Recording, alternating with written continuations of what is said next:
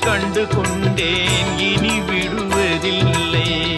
உண்மையை கண்டு கொண்டேன் இனி விடுவதில்லை. முருகா உன் குணம் தன்னை அறிந்து கொண்டேன்.